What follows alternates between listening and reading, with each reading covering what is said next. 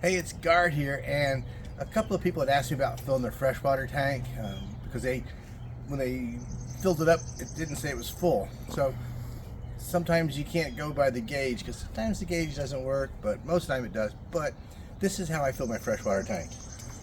I connect my hose to the freshwater input, and then I'm at my house, so I don't worry about anything else besides just hooking a hose up. But if I was at a campground, I would definitely use a water pressure regulator, just because at some campgrounds they have really extremely high water pressure, and I'd use a filter. But I'm at home, so I don't worry about that. So let me go turn the hose on. I'll be right back. Okay, so now I've got the water flowing in, and you also have to make sure that the drain valve on your freshwater tank is closed. Otherwise, it would be draining at this point. So while this is filling up,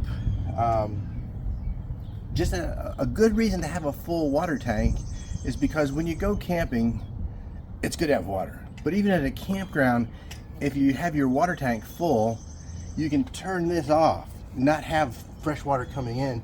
You can run your water pump inside your camper or your van, and that way, when you're not using the water, you turn your water pump off.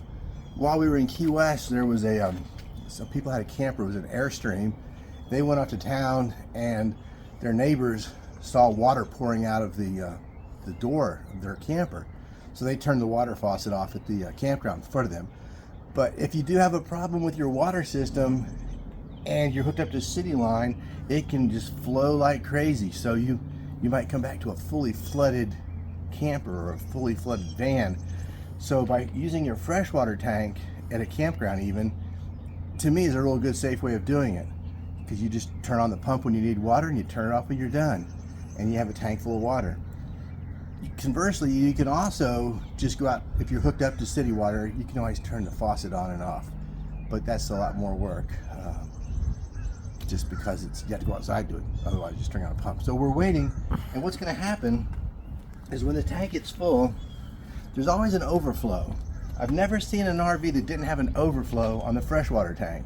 Sometimes the overflow will be up here, like if you're hooking up at something like our camper that has the overflow up here where it'll come out. But on our Coachmen Beyond, the overflow is right under the camper, and it's right where the tank is. There's just a couple little pipes that come out. So we're waiting for that to fill, and we'll just wait. What are you going to do next with the camper after we do this? We're going to wash it. That's right. It's been washed since we went to Key West. So it has Key West sand on it. Yes, it's very, very dirty. It's a pretty day here where we live. But you can underneath. Good day for washing. You can see that the pavement down there is dry because the water hasn't come out yet. How long will it overflow? Oh, it just got to drain out. Looks like it should be pretty much almost slowing down. Not really, not yet. all right. But it's good it overflows instead of busts. Okay. All right. So the tank overflowed, so you know that it's full, and I removed my hose, and it's all set. Now, some people will say that their water will disappear as they're driving on the road because you have an overflow. And sometimes the water will slosh out. So like if I were to park on a big hill right now, so that the camper was nose up, I'm gonna lose water. If I parked it on a sideway, I might lose water. But your tank is as full as it's gonna be right now. So I hope that helps.